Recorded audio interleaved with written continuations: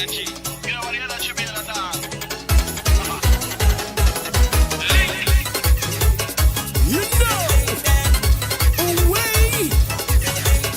You know we not deal with a fearless, real links. Wire. Lord, we got them going crazy. Watch them, watch them, watch them, watch them. Lord, we got them going crazy. Watch them, watch them. Watch them, watch them. Check the blackboard, look up at the blackboard. The writing on the blackboard, but still we link like normal. Some links from near and far, big links from all abroad. But before you dance abroad, you have to learn to dance a yard. Some of them try tell me this, some try tell me that. Teflon man will get a proper look, we step on top. Like we slap a tap, we keep we head on top. This your man will never slack, collision man will not look up. Dirty bring it flame, with him in the bed. Collision man again, and we got the fans them going insane. Like a motorcade, like a choo-choo chain. Gonna win like a weekend. Let me link again. Me link them, happy me link them. The girls from east and the girls from west, them are me big friend. Like a motorcade, like a choo-choo chain. Gonna win like a weekend. Let me link again. You no link with nobody. If you no say collision, then you are me enemy. You coulda be a friend to me, friend me a defend. Where me a defend, no one no last man back on me. You no link with nobody. If you no say collision, then you are me enemy. You coulda be a friend to me, friend me a defend. Where me a defend, no one no last man back on me.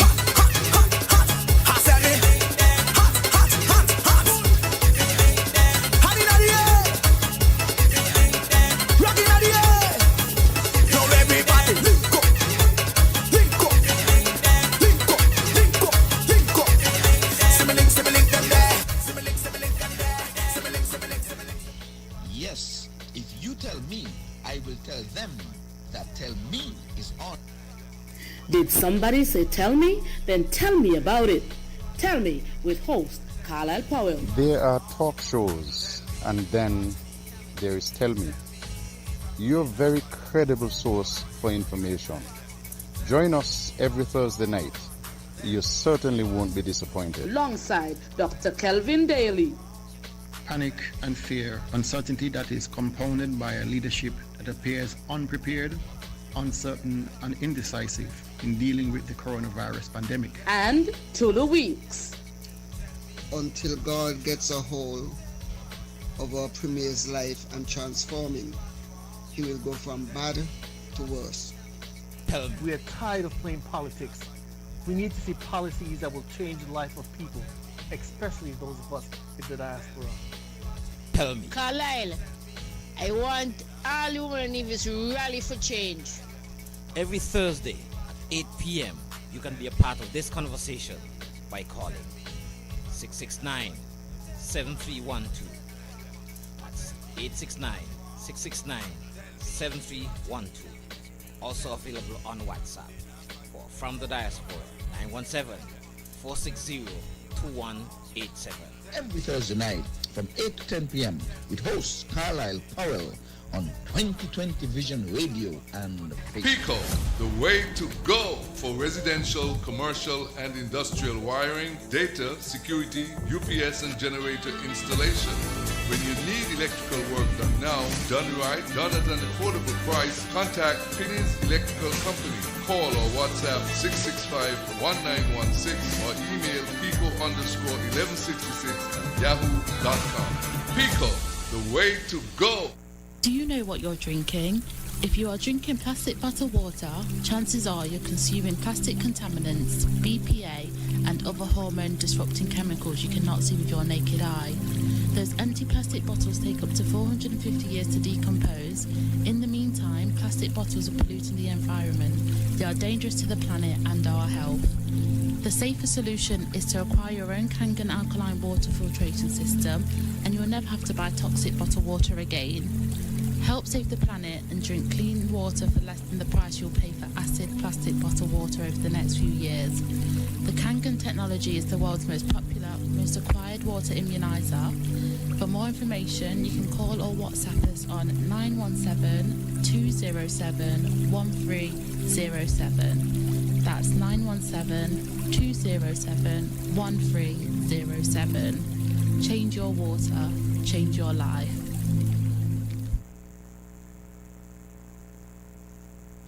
Good evening and welcome to another edition of Tell Me. We're with you because it's another Thursday night. And before we start the show, let's do this. The views and opinions expressed on the following program are solely those of the participants and do not represent those of 2020 Vision Radio or its advertisers. Tell me what you want, tell me what you need, tell me if I'm good enough for you, good enough for you, tell me what you want, tell me what you need. Good old Beanie Man with our theme song, and we're saying good evening to all of you, and in particular to Tulu, who is not going to be with us this evening. Hope that you're doing good, Tulu.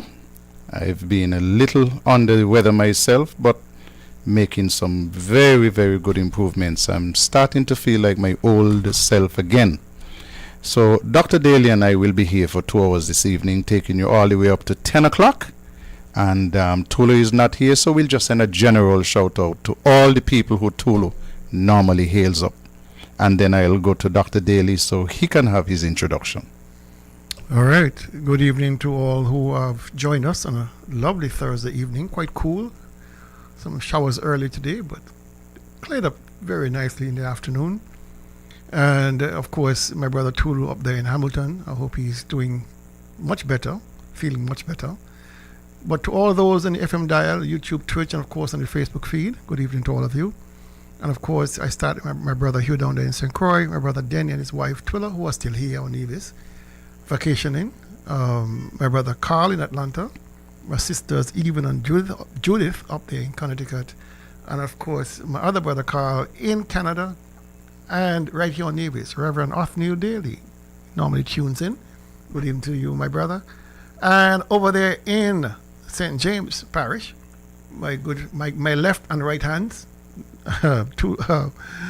Gary and Bose and Turkey, and of course Max up there in Westbury. Good evening to all of you. Max was in the hospital. I don't know if he's still there. I didn't get a chance to go to visit him because I've been down with the flu and I really don't want to visit the hospital at all. My godmother was there. Thankfully, she has gone home. I have not been able to see her for a couple of days myself because I don't wish this flu on anybody but my worst enemies. I've heard it, and I've heard reports of it. A number of persons have called asking for help. I've been able to give them recipes for different hot shots, vitamin C shots, as well as foods high in antioxidants, and it seemed to have helped quite a bit of persons. But the key ingredient, one of the key ingredients, is a little bit of home brew, which some persons are afraid of, but it has the requisite minerals in it, and so it's more medicine than trying to get drunk or anything like that. But it works wonders. Bother with them. They some of them like the opportunity to take that homemade brew. I have a good friend. When she orders cake, she order cake with extra rum. And she says she get a whole dose for the year. So she don't drink. She don't drink. She don't drink. She eat her rum. Let me say good evening to my big sister Mary. I think she's back home in Florida. From her latest adventure. I'm waiting to hear where she will go next. Listen, when I fully retire, I want to be like my sister Mary. She's enjoying life after retirement, and I love it. When you work hard, you must play hard as well. So she and her husband John should be back home.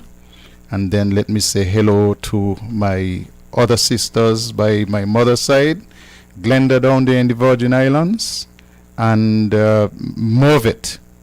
And then I'll go across and say hello to Caden and Shireen and all of the family up there in North America, because I understand that it is cold and you're having to shovel a lot of snow and so on. So Susie and Joya and Annette and Tanika, I don't envy you guys.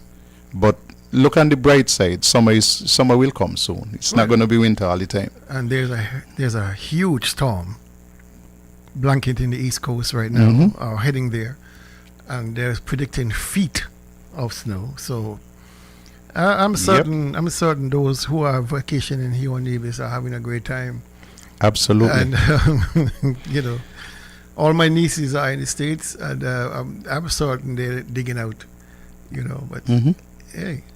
Saying hello and good night as well to Byron, big brother Byron, and his wife and family down there in the BVI, and Trevor, who is at home with his family. And of course, I want to reach out and say good evening to all those persons who are always tuned in, listening, and those persons who make sure that they contribute to the show.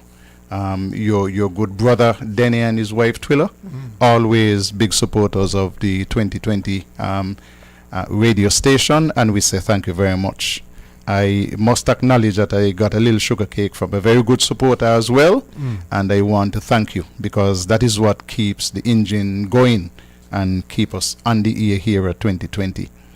Those persons who have been asking about the Valentine's raffle, not going to happen this year, but we're going to try to get one on the way for Easter. Give ourselves some more time to get the prizes and so on, and then we are going to be back with you in time for Easter. Dr. Daly, looking at my calendar for the first time that I can ever say, I don't see a single birthday. No. Not for this week heading up to next week. Not a single birthday. I have to backtrack 9 months and see what happened. People weren't busy. No, hold on. I overlooked something. Oh. I have Ruth Martin and Naomi Douglas. Okay. Coming up on the 26th. Yeah. You know, so those two, I don't know why I overlooked that. Those are the two. And I think, listen, you get all the celebrations, all the singing, all the prayers for just you two. And we are happy to salute you and to say happy birthday in advance, and hope that you enjoy it when it comes. I know that Ruth listens to the show regularly. So Very I'm good. certain she's listening. But And if I know Ruth, she would have been there saying that she got to give me 2 words when she's singing. So, Ruth, my apologies. I missed that, but I picked up early enough. Let me go to the phone lines because sometimes people call in their greetings. Good evening, caller. Good evening, caller. This is Kevin. How are you, Kevin? Good. I've got the greetings from I've got the greetings going out to my mother, Karen Cranston, coming from her 2 sons, Kevin and Clovia, 2 brothers, Fabian and Jason, and mother, Rosalind. Another advance better greetings going out to my grandmother, Rosalind Cranston, who celebrated Monday, the 26th, coming from 2 grandsons, Kevin, Anika, Jason, Fabian, and daughter, Karen. When is Karen's birthday? You told us when is Granny's birthday, but you didn't tell us about your mom. The 25th on Sunday. Oh, okay. So the 25th and the 26th. So we'll add those to the calendar so we don't miss them next year. Happy advance birthday again to Rosalind on the 26th, and to Karen, who will celebrate a day before on the 25th. Thank you very much, Kevin. Night. So see, we got 2 more, so we now up at 4. So can we do the birthday song? I was a bit nervous that only 2 persons would have been doing the funkydelic. Yep. We got 2 more, so we'll enter those in the calendar. And all ladies. Yes. Yeah. Okay. Fine ladies too. Fine ladies. Happy birthday to you.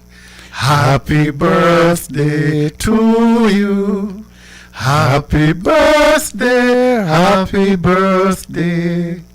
Happy birthday to you. And as usual from us in the studio, may you live to be 101, and us 101 minus a day, so we don't have to see you go. May God continue to bless you with good health, strength, and of course, wealth. Thank you very much. You almost sound good tonight. I think it's a cold. If the flow make you sound Really good. So you're suggesting I should get the flow every week? Yeah, Just oh, you're so Father smooth. Jesus. You're so smooth. Hey, you need to get the call every week. Man. Okay. Okay. Couple of things. We have quite a bit to go through tonight, and I'm sure that we're going to get all of them done. We're going to start, first of all, with this one. The following is a notice from the office of the Premier. Premier of Nevis and Minister of Tourism, the Honorable Mac Brantley, will be away on official duties in the United States of America. Premier Brantley is expected to depart on Monday, January 12th and return on Thursday, January 15th, 2026. During this period, the Honorable Eric Evelyn will act as Premier. That is one. Let me play the other one. The following is a notice from the office of the Premier. Premier of Nevis, the Honorable Mac Brantley, has traveled to Spain on official duties as an invited speaker at ICE Barcelona 2026, held over 3 days from January 19th to 21st, 2026 at the Fira Barcelona Gran Via. ICE Barcelona is the complete platform to drive revenues through innovative solutions, technology, valuable insights, and unrivaled networking opportunities.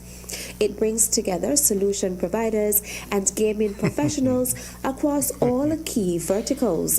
Premier Brantley departed the Federation on Sunday, January 18th, and is expected to return on Friday, January 23rd. During his absence, the Honorable Eric Evelyn will act as Premier. Two things. I believe that the Premier has about 4 or 5 travel suitcases. So on like an occasion like this, he left to go to the United States on official business. I suspect that he came home and he just said, give me the next suitcase. You know, put down the one with the dirty clothes and pick up another one and gone. Here, why I played the official announcements. Said that he left on official duties from the 12th to the 15th in the US. End of story. This is a premier who left Nevis on one occasion to go to a barbecue in Atlanta. And that was on official duties, paid for by Nevis. Official duties to go to a barbecue so that he could meet with the CCM friends. So this official duties could be anything. Maybe he just felt like he wanted a hot dog in New York. Maybe he just felt like he wanted to go to have a nice steak at one of the steak houses. So he went to the US on official duties from the 12th to the 15th. Came back home, picked up a fresh set of clothes, and then he left for official duties in Spain. But they had details for the second trip. You notice that? He had gone there to be a part of, to give a speech. Just to say a couple of words. Nevis paid for it. And why is it there? Because they formed this gaming thing. I have not heard of a single Nevisian who has been employed since he formed that gaming thing in this gaming business. All foreigners, all contributors to the party, I would suspect. And he has gone there at the expense of the state so that he could enjoy himself. And last year he was away for 71 days. This year we're in January and he has already clocked up 2 trips. He does not have the time nor the energy at home to go and meet with Nevisians, because the last time he had the town hall meetings, it was embarrassing for his party.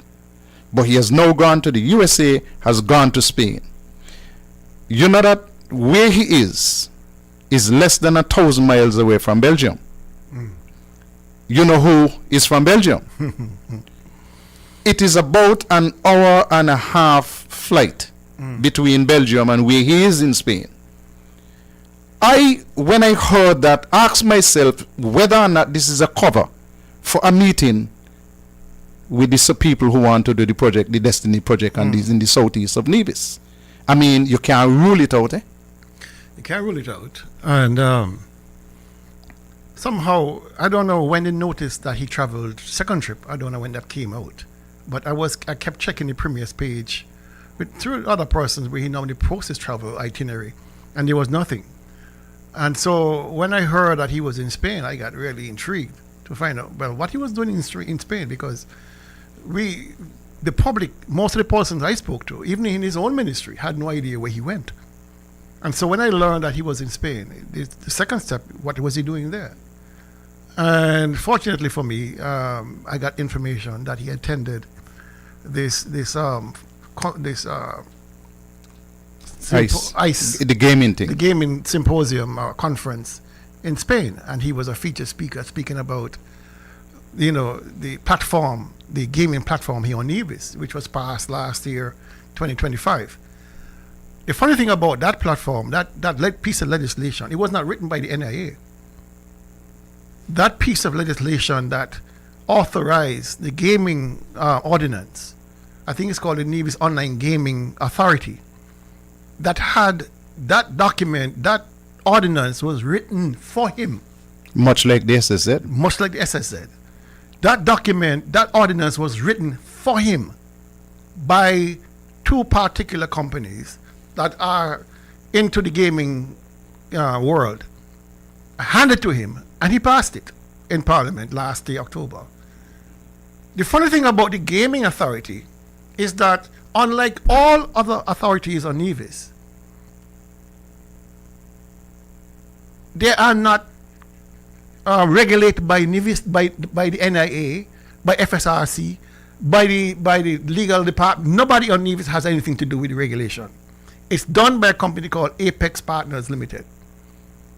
It's just funny that they're the same ones who crafted the legislation, handed it to him, he passed it, and they now are in charge of regulating it. You see this kind of foolishness?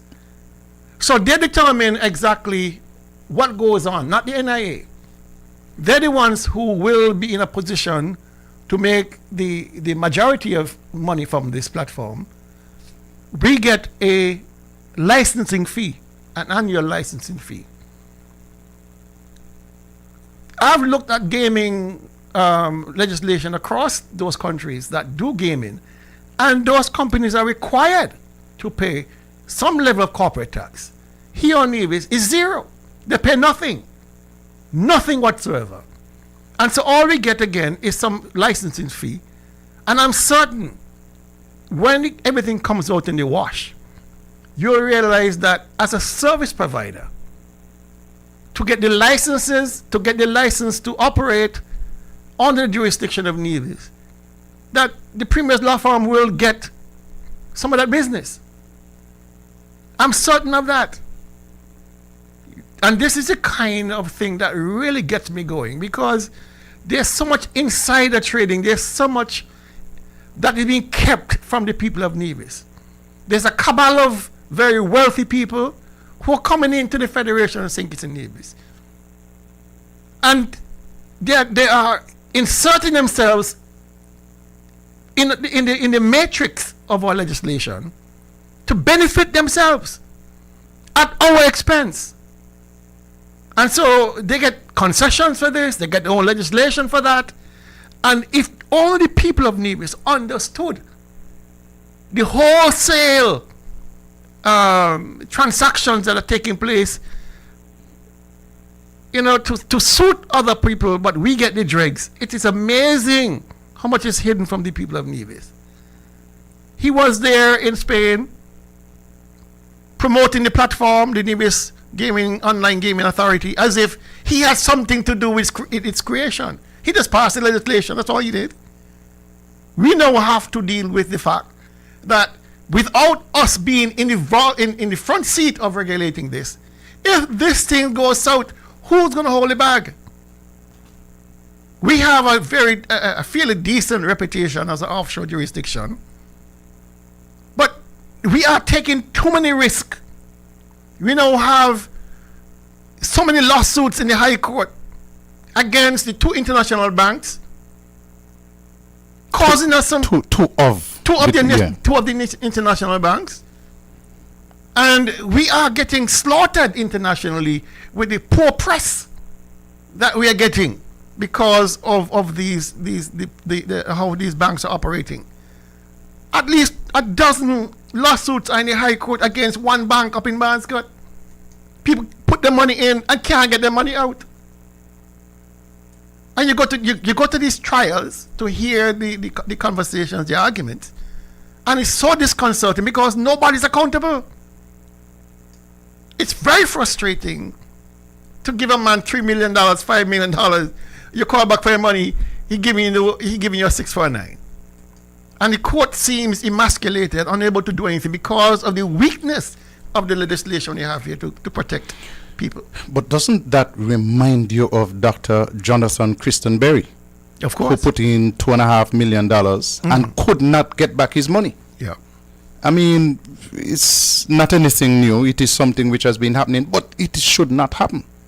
And we have, most of this has happened with Mark Brantley somewhere in the picture. Everything happens with him in the picture. There's nothing, he's very transactional. And so when he talks about diversifying the economy, everything that he tries to diversify, if you look at MSR, for example, his movie industry, I mean, he was the one, his law firm was front and center in that. He and the guy from MSR, Philip Martinez, are best of friends, colleagues, almost.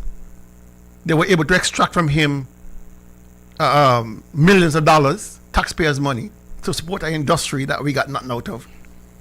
Then if you look at this Destiny, where his wife reportedly has made quite a bit of money as from commissions of land sales. I mean, wherever there's business, tell yourself he's going to make something off of it, you know? And it's becoming so difficult to understand why Nevis people are not seeing these and not holding him accountable for these actions. I mean, his wife was a director of the bank in Barnscott, and he still sat there and gave the bank a license to operate knowing that his wife is a director of the bank. How you square these circles? Yeah, you can't.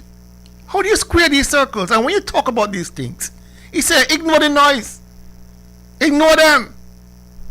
All right? And I'm just saying, well, how much more can we ignore? You are putting even your own wife in jeopardy. And we must ignore it. Your wife was the sole agent for the land sales. Sole. And we must ignore and say, well, it's just a normal business. No, it's not. No, it's not. The last situation that I reported on, 3 Bitcoin machines came into the port here at Long Point with his wife's name on them, addressed to his wife. And the question must be asked, is she working for Destiny? Because if she's working for Destiny, then how can he as Premier agree to sign the development agreement that would benefit Destiny and therefore benefit his wife? That means she will be deriving a financial benefit from whatever he does as Premier. Martha Stewart went to jail for insider trading. Okay. In Nevis, that seems to be okay. It's not okay with me, I'll tell you that.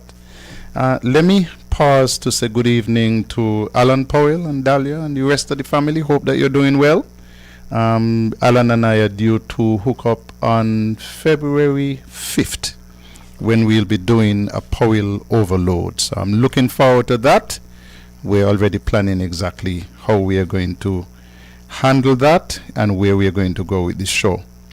Before we get into anything else, you noticed recently, Dr. Daly, that the Nevis Island administration and in particular Spencer Brand have been very silent on the water drilling.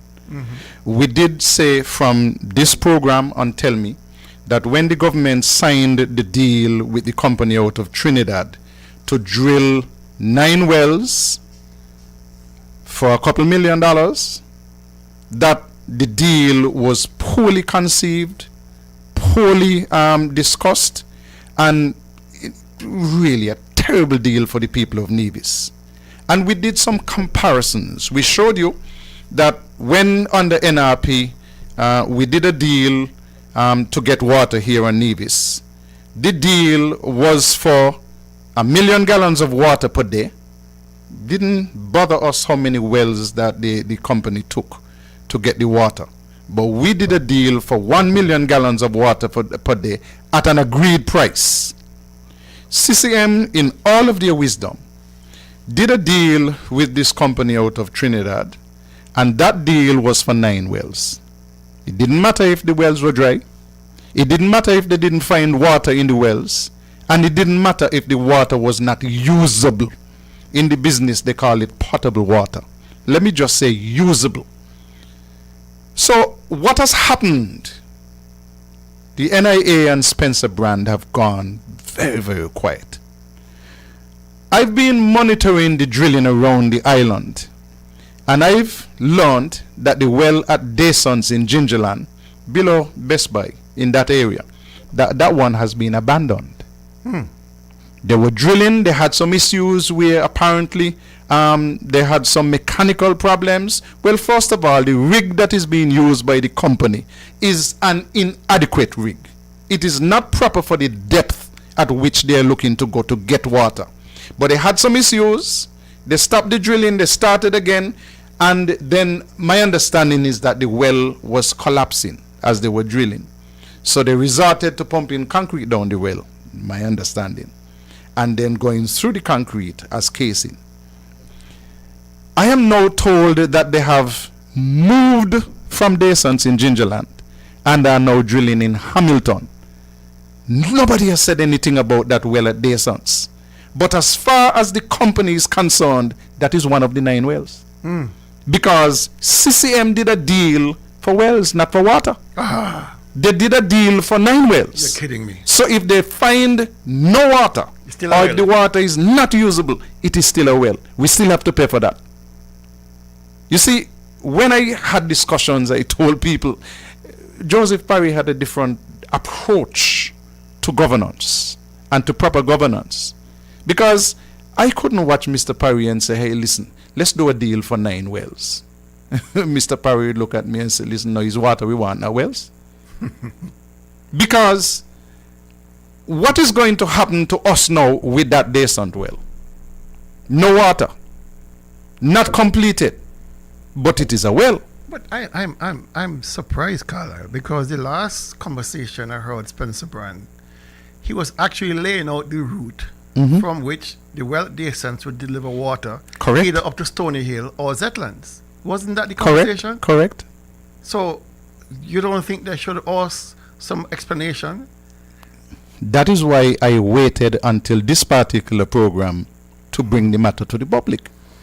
Because Spencer Brand needs to face up to the people and say to us, the people, listen, there is a challenge.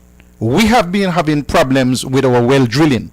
Because if my information is correct, this is the same company that signed a deal with St. Kitts. And they will move to St. Kitts to do drilling in St. Kitts. And Nevis again will get the short end of the stick. Because you get what you negotiate. But I can't understand this. I mean, if you're going to be drilling, if you're going to be paying by the well, and you have a target amount of water you want to say 5 million gallons a day, 3 wells can give you that. 4 wells can give you that. You don't need 9 if you're lucky. So I would have thought that the quantum of water will be much more important as an indicator than the number of wells. But hey, who am I? But then you see you're dealing with Mr. Parry has a double degree, in economics and history. And so when you're dealing with the economists, you really can't run too much circles around them. Who in that administration there, led by Mark Brantley, has any inkling about economics? It's clearly showing in how they operate. The other challenge I have with them daily is that where I understand they're drilling in Hamilton, and I'm going to go up there by the weekend to establish the site myself. Not easy, not difficult to find. You just follow the sound because drilling makes noise. So I'll follow the sound and see where they're drilling. But we have a well in Hamilton. Yes. You go across the road there by my good friend Captain Jones. Go across there, right down over the gut. We have a well down there. I'm told that they're drilling upstream of that well. How will that affect that well which is already in existence? But that well is already producing. Already producing, already in use. And we spent a lot of money to make sure that the water is usable. I'm confused. I'm told that they're drilling upstream of that well. So what they expect to find? In the same basic aquifer? And how will it affect the existing well? Yeah. Maybe they're just counting the number of wells. That don't make no sense either. Hey, we're coming back. We've gone half an hour. Let's make sure that our sponsors are happy. Pico, the way to go for residential, commercial, and industrial wiring, data, security, UPS, and generator installation. When you need electrical work done now, done right, done at an affordable price, contact Finney's Electrical Company. Call or WhatsApp 665-1916 or email pico_1166@yahoo.com. Pico, the way to go. Do you know what you're drinking? If you are drinking plastic bottled water, chances are you're consuming plastic contaminants, BPA, and other hormone-disrupting chemicals you cannot see with your naked eye. Those empty plastic bottles take up to 450 years to decompose. In the meantime, plastic bottles are polluting the environment. They are dangerous to the planet and our health.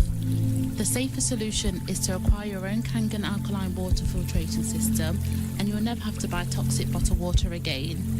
Help save the planet and drink clean water for less than the price you'll pay for acid plastic bottled water over the next few years. The Kangen technology is the world's most popular, most acquired water immunizer.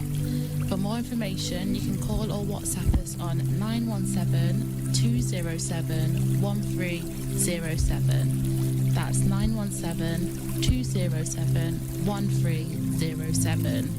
Change your water, change your life. Tell me what you want, please. Tell me what you need. Tell me if I'm good enough for you, babe. Good enough for you, babe. Tell me what you want, please. Tell me what you need. Tell me. Welcome back to Tell Me. Tulu is not with us tonight. Dr. Daly and I are in, and we are going to be having good discussions until 10 o'clock this evening. Before we get back into the discussions, let me show you this. The St. George's constituency will be having a sunset cruise. They had one last year. It was fantastic.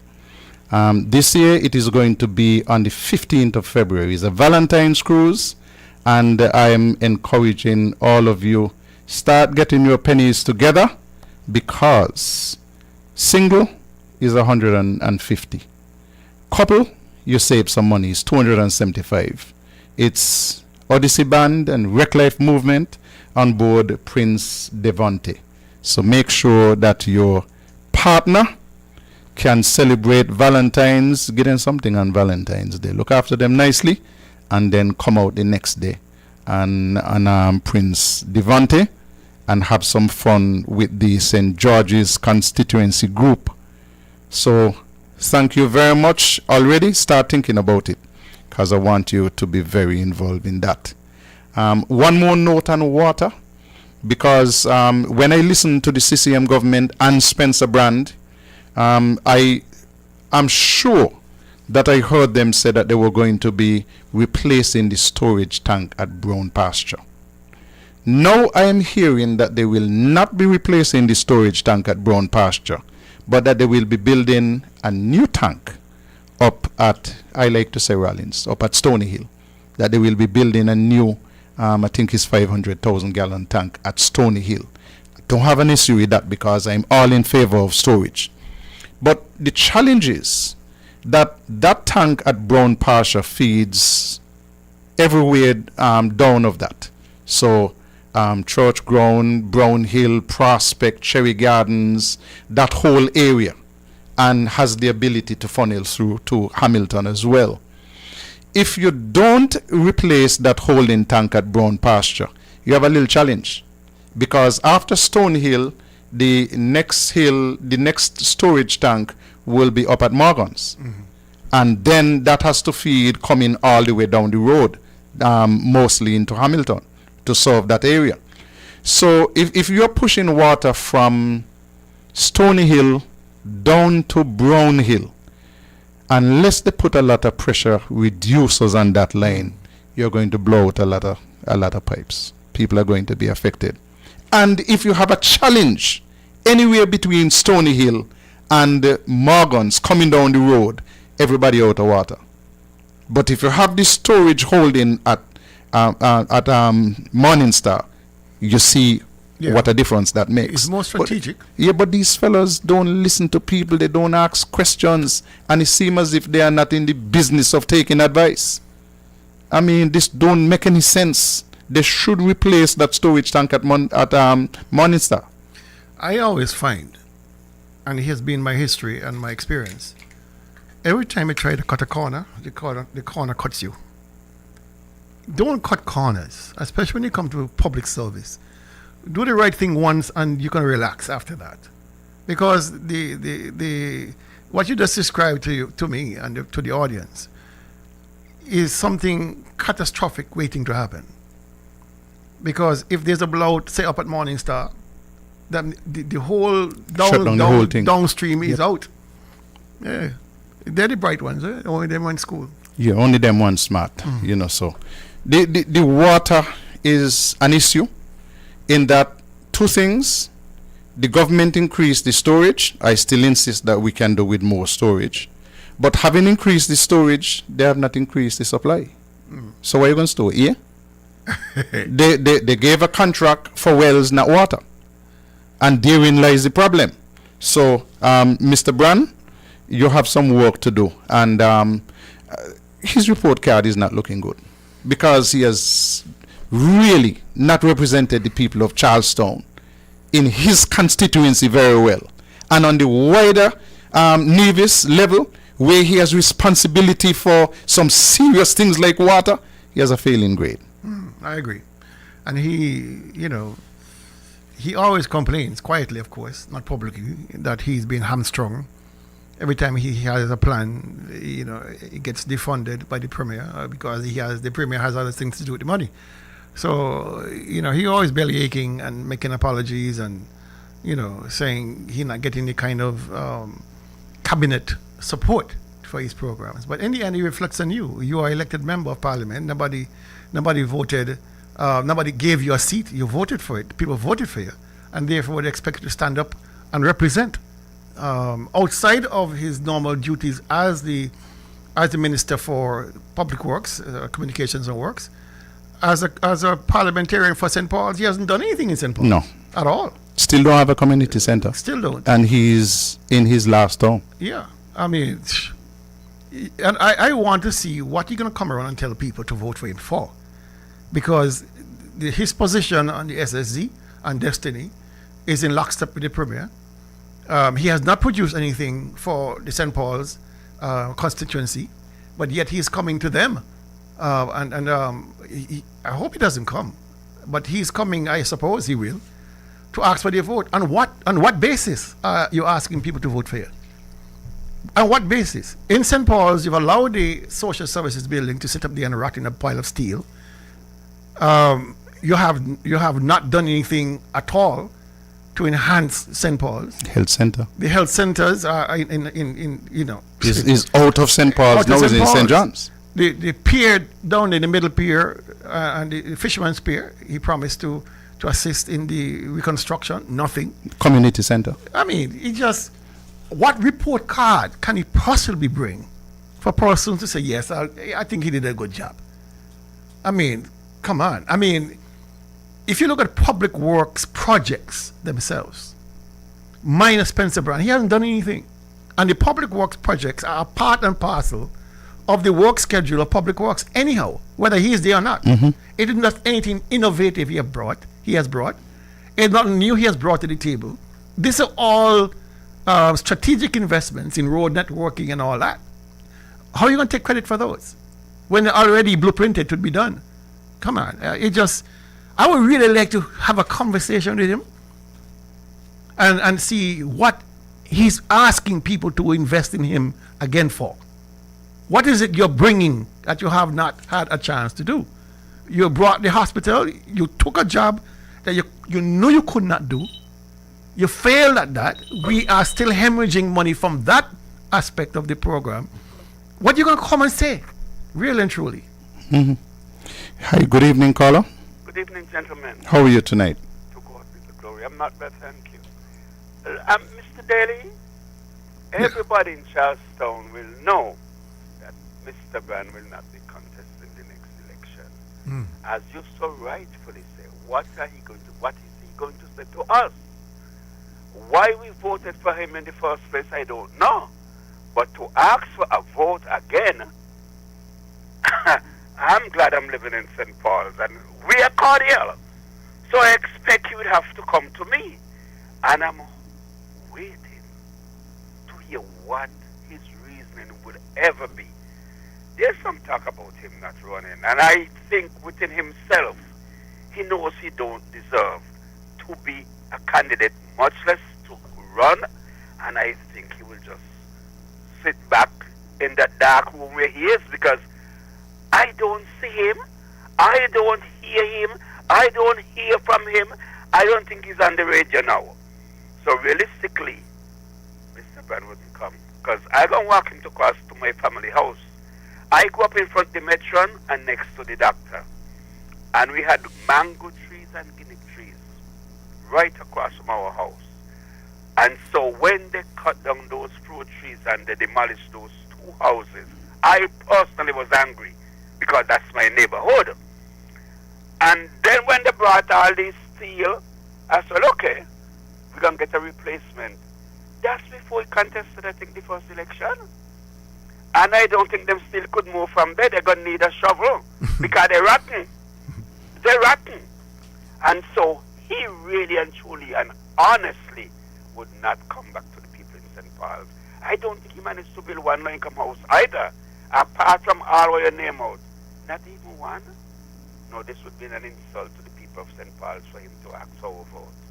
Good night and goodbye. Thank you very much, caller. Very well said. I totally agree. Spencer has been a disappointment, even to himself. And he can't say that he is not getting the support of the government. Spencer is a second-term parliamentarian. He has been there. He's pensionable. Yes. He's pensionable. He would have completed enough years to be pensionable for the rest of his life. And the thing about that pension is quite generous. It's very generous.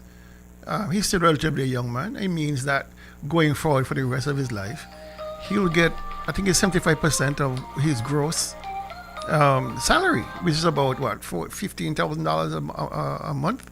So no, not so much. 15,000 a month. He don't make that in salary, so he can't be that per month. 12,000. Hello. Good evening, caller. Hello. Good night. Good night. I realize you missed out a water storage tank. I wasn't listening all, but what did I miss between Stony Hill and Brown Pasture? Zetlands. Yes, there is one at Zetland. There's a nice new one at Zetlands. You're so correct. So the one at Zetlands, where does it feed up to? That goes all the way, That goes all the way to, it has the ability to go all the way to Morning Star, Hamilton.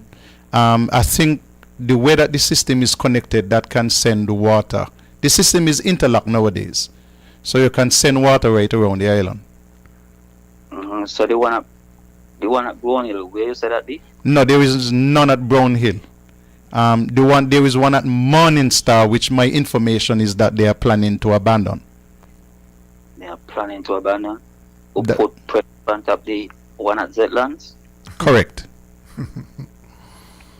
That no make sense. Not to me either. Alright, I just wanted to highlight the one at Zetlands. You're absolutely correct. Thank you very much for the correction. Yeah, the one at Zetland is a brand new tank. It's a brand new tank. That's a replacement tank.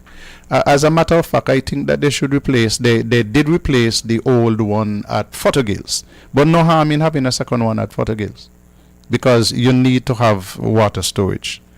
Okay. Nevis Housing and Land Development Corporation. I noticed that you did a story on that again recently. Now, I am shocked. that the Nevis Housing and Land Development Corporation still facing the kind of issues that you reported. Because some years ago, we had pictures and we had lengthy discussions on the house that was found in the St. James's area that was filled with material. And a whole enough blocks to build homes were in that area stored as well. And mysteriously, some of those blocks were returned to the Housing Corporation after we spoke about it.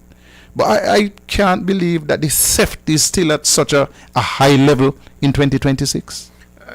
It is perhaps even worse, because I think people are getting desperate. They realize that they're perhaps in the departure lounge, and therefore they're trying as much as possible to load up on whatever benefits they believe they can derive from the association with the Housing and Land Development Corporation. What's troubling is the fact that there doesn't seem to be anybody in charge. There doesn't seem to be anybody willing to say, listen, this is not in keeping with our objectives. We are hemorrhaging cash through the loss of housing material, building material. We are losing cash because of severe misappropriation. And so it's as if we have not learned anything. There's a new minister in charge. The old minister, God, I don't know what was wrong with him, but the new minister is worse in the sense that he's afraid to put any pressure to bear on those avenues to which things are disappearing. So, because they're all political allies, we the people are forced to suck up the losses from the Nevis Housing and Land Development Corporation. And it's really having an adverse effect not only on the fact that you're losing cash, but those persons who are aware of what's happening at the corporation, people who work at the corporation, who are saying, oh my God, this is getting ridiculous. Where's the minister? Where's the board? You know, but you're not getting any traction to pull this back, because everybody who is aligned with this theft ring is politically connected right to the top. And so you have this continuation of the abuse of the Housing and Land Development Corporation by persons who should be vested in protecting it. And sometimes you have to wonder, why is it houses are, these so-called affordable homes are not so affordable anymore? Why is it that a man can simply go up to the quarry and load up without any orders, without any somebody saying, no, you can't do that? Why is it, I mean, so many things are going missing, you know, that are supposed to be going into the construction of affordable homes that are simply replaced without question. The Housing and Land Development Corporation then has to cover those losses by increasing the cost of the units. How do you explain that a company, a statutory organization such as the Housing and Land Development Corporation, who is in the business of selling land and selling homes, what call do they have to have accumulated over $36 million out of debt? The majority of it owed to Social Security. What cause? It means you're selling the lands, but you're not paying the co-op, you're not paying back what you took. And so you have accumulated this massive debt owing to these organizations.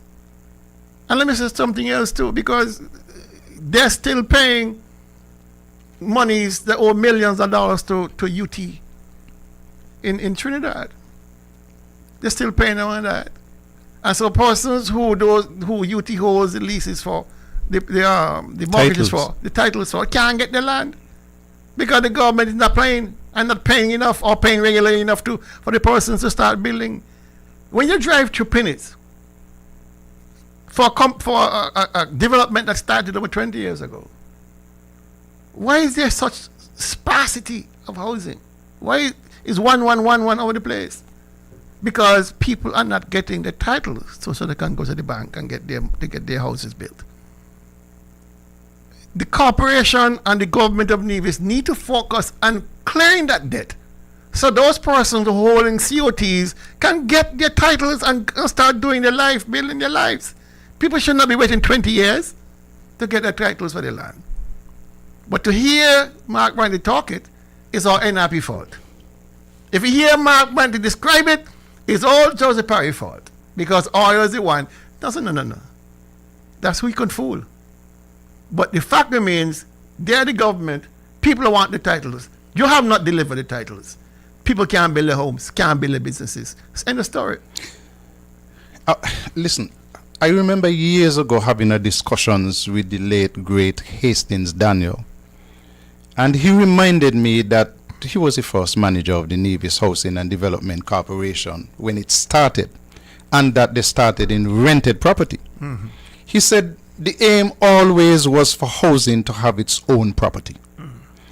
And he said to me, listen, after all these years, and the Nevis Housing and Land Development Corporation is still renting property for their offices. He said, listen me, this is like a man trying to sell me a house and he ain't got one. He said, the Housing and Land Development Corporation building houses for people and can't build one for themselves. So he said, you can't take them seriously because any government that is in charge of a Housing and Land Development Corporation, which started when, 1984? Mm-hmm. 1984. Mm-hmm. So you're talking 42 years ago this year? Mm-hmm. And still is renting property. How can you take them seriously? It's a shame. It's more than an embarrassment. And they move from property which is owned by government, where they didn't have to pay any rent, to go down to pennies where they have to pay rent, and have been down there paying rent for about 10 years. Mm-hmm. And no inclination to move. None whatsoever. You have not heard anybody say that, hey, listen, the government at Public Works have people who can drop lands. And the government has its own surveyors. And the government has lands. Is the government sell all those lands on their opinions? All of them. Done with Social Security and so on. Is the government sell those lands? Yep. And you want to tell me that the government has not been able to identify an acre of land and say, we're going to build the offices of the Nevis Housing and Land Development Corporation here, but you can't take them seriously. Hastings was right. But it is atrocious. It's an abomination. That on one hand, you can't keep your stock on the lock and key because everybody got a key. And everybody thieving. Right? And then, like second hand, you can't bring yourself out of a complex that you don't own and build something that you own and you can pay a mortgage on for the longevity of the corporation. This is, I don't know. I wonder if people realize that we are 13,000 people in this country, 13,320 last census. How, in God's name, can we have this level of corruption? Unchecked. Where the IMF is saying to us that 30% of every dollar generated by this government is lost to corruption. That is phenomenal. And listen, let me tell the people something. It does not disappear in total, because we have to find the replacement for it. It comes out from us. Any losses that they sustain, we have to make it up. Mm-hmm. So it doesn't go away. Hi, good evening, caller. Caller, good night. How are you doing?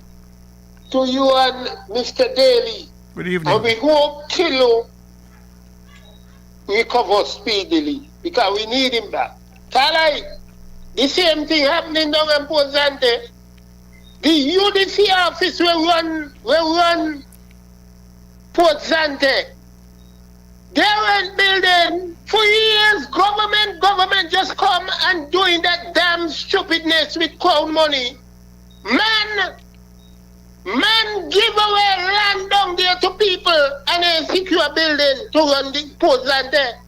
So we gotta clean up this thing, and on the NRP government and Dr. Timothy Harris who correct these things.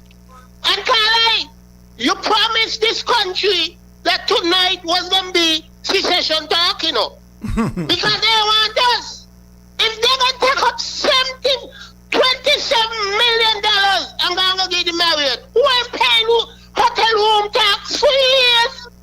For years, these vagabonds taking advantage of the people of the country and misusing the funds. We ain't going through that no more with them. And they shine clearly when they do that they don't care about the people at Nevis.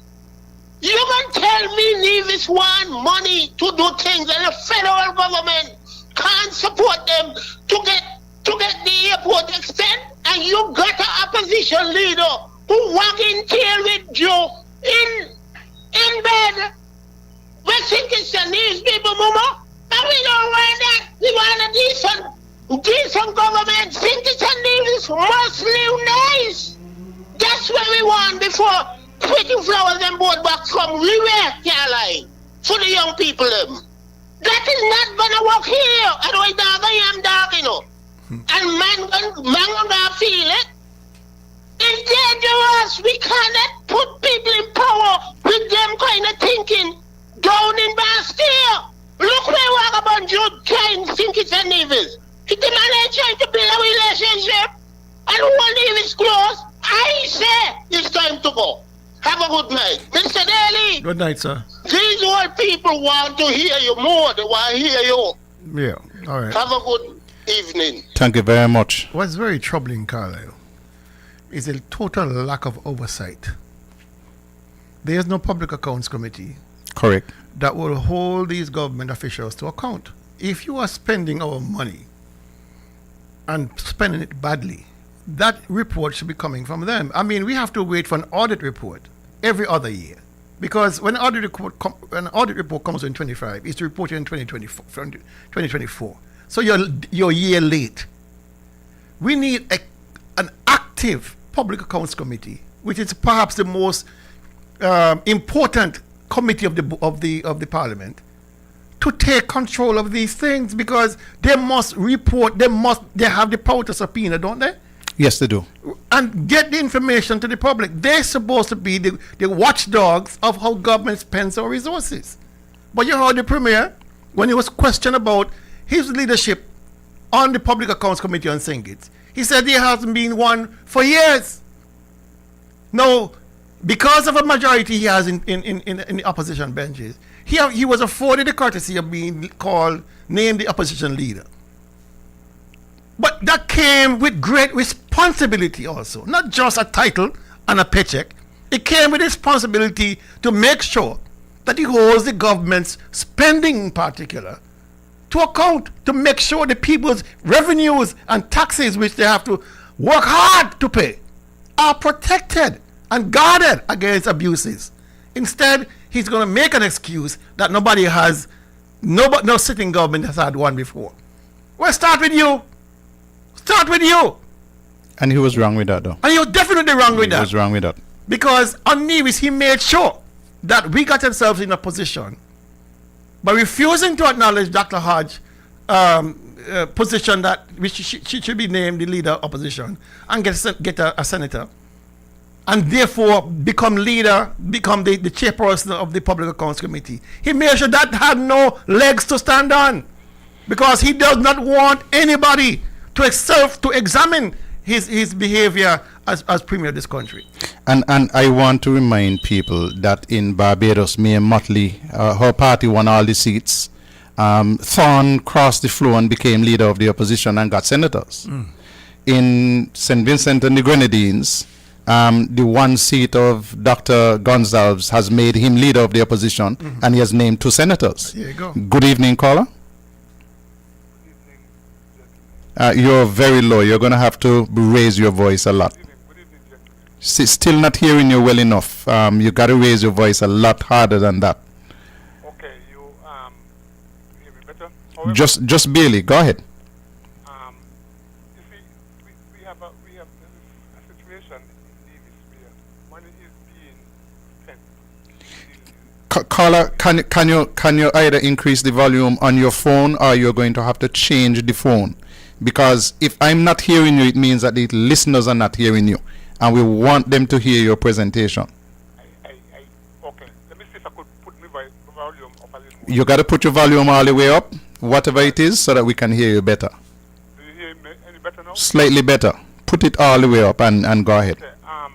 My problem is, my concern is the way the island, this government spending money.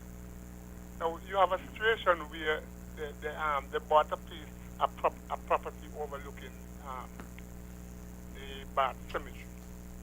What is become of that property? Couldn't they refurbish the building there and use it as a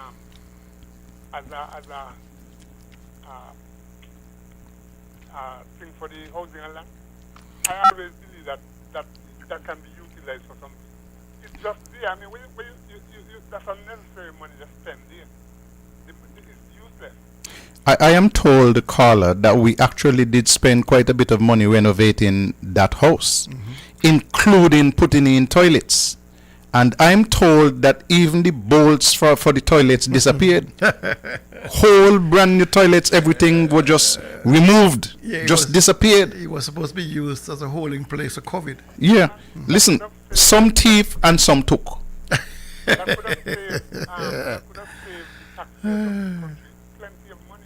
agree. And I think, if my memory serves me right, isn't that by the TBN too? I think.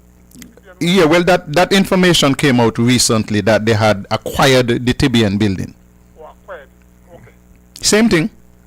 Another problem again I see, right, and I always talk about. I don't understand if you have decent and responsible leadership, right? The Premier of Nevis should not accept the position or take the position of leader of the opposition. He has a role to play in opposition.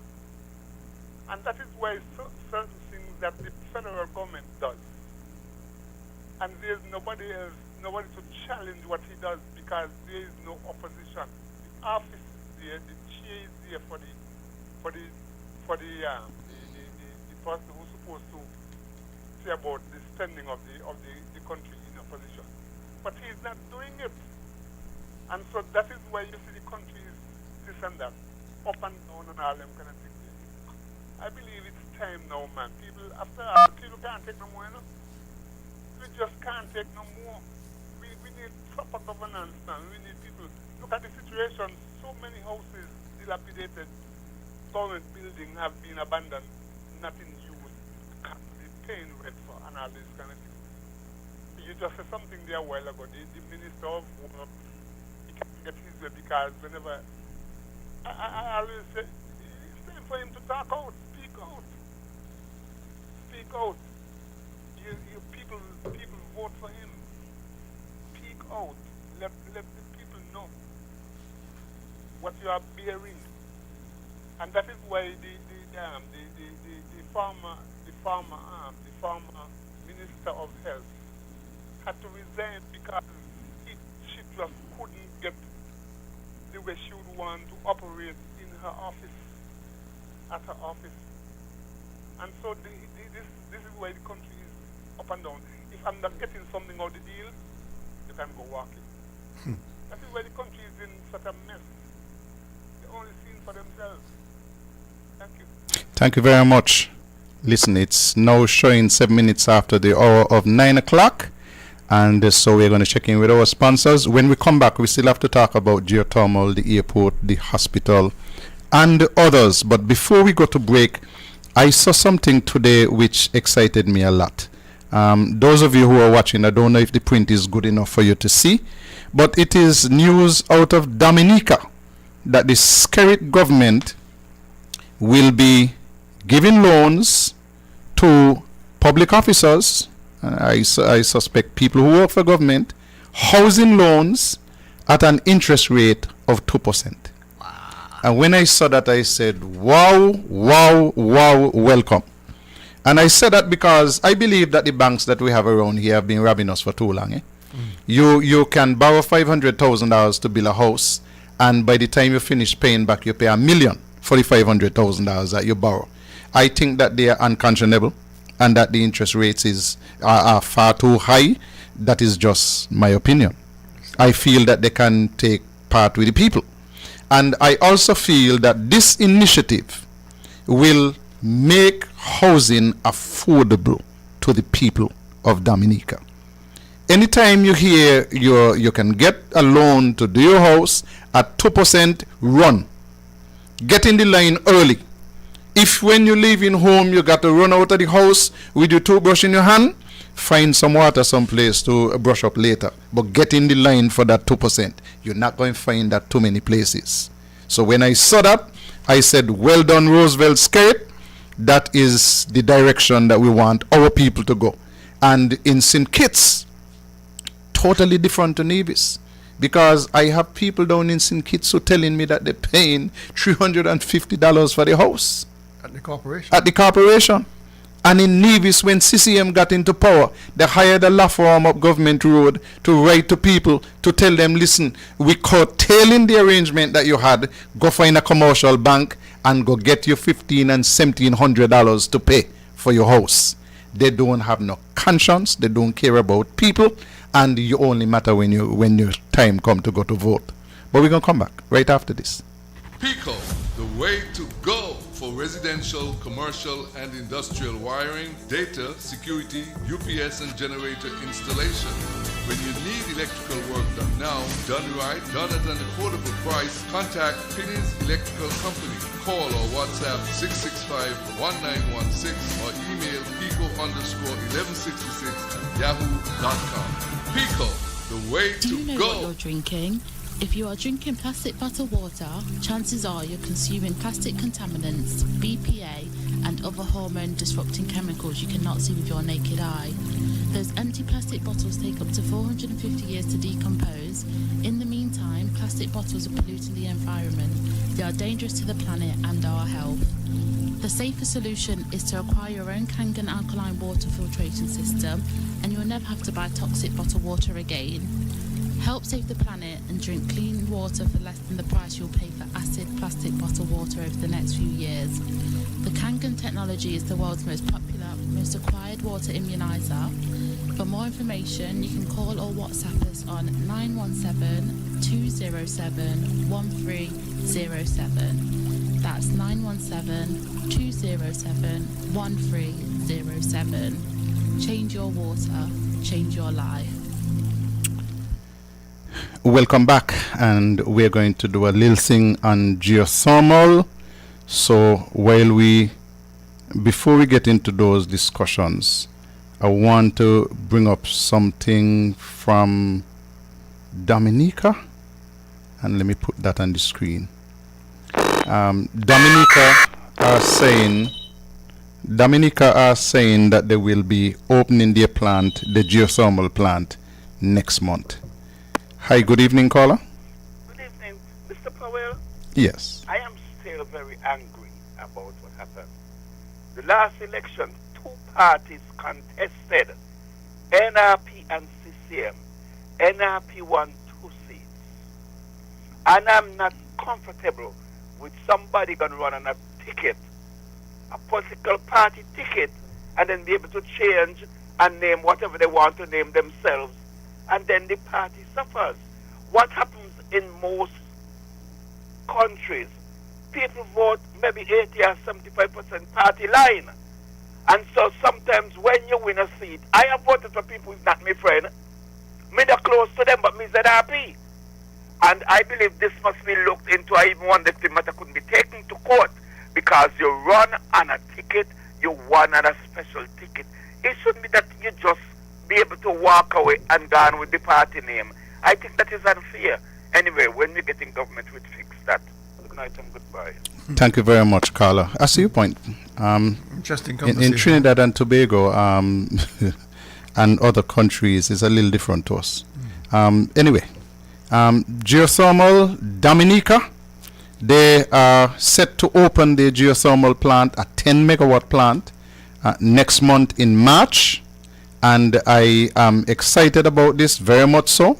I remember when we had a geothermal conference here in Nevis 16 years ago, that the Minister Blackburn, I think his name was from Dominica, was here, minister at that time, here at the geothermal conference in Nevis, and they had not started doing anything yet. They were just curious about it.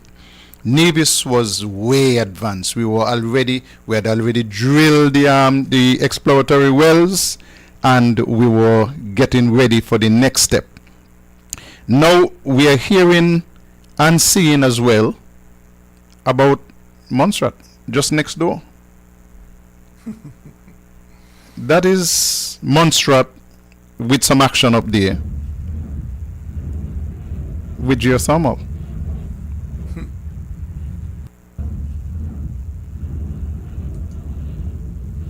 Meanwhile,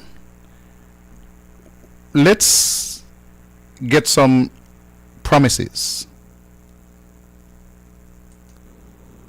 Viewers this morning on just what the West Indies island country of Nevis is doing.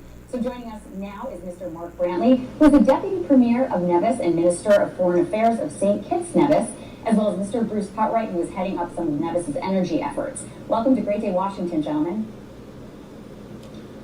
Thank you. Thank you so much for having us. So you say that Nevis is going to be the greenest country by the time it's 2018. Tell us about that. Well, Nevis discovered about a decade ago that we have geothermal energy. And as a consequence of that, we've embarked on a process to try and develop that energy. We are at the point now where we have a commitment from the developers that we should have geothermal energy and be able to offer that to our residents and businesses by 2018.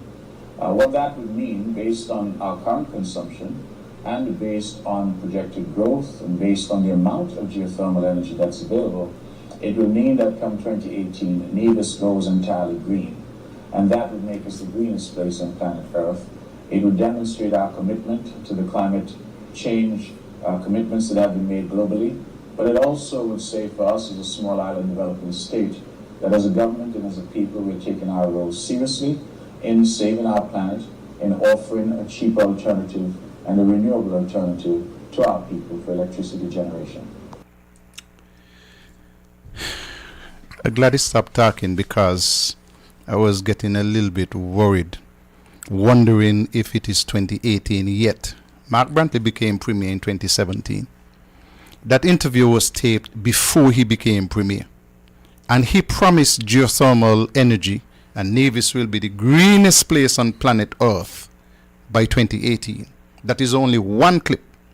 There is also a clip that we have where he was in London promoting geothermal energy and saying exactly the same thing, that Nevis will be the greenest place on planet Earth and we will have geothermal energy by 2018. We have all of his updates at press conferences. And we also have an interview that Mark Brantley taped in 2026. Let's listen to that one. So where we are right now is we have gone through a process.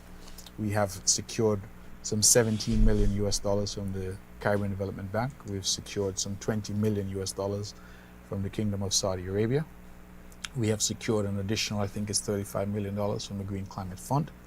And we're pooling those resources, blended funded, to move now to our drilling. And our drilling is going to be what we call the production wells. We've already drilled the exploratory wells and had all the tests done. So we're now moving to production. And so we anticipate, if all goes well, that within 2 years we should have available energy here. And the promise of geothermal is that, of course, it's green, it's clean, but it's also cheap. Okay, so that is what I want to use as my takeoff. He said, we have already done the exploratory wells. NRP has been out of office since January 2013. All of those exploratory wells were drilled by the NRP in government. And all of them were completed by about 2010, 2011. So you're talking 15 years ago.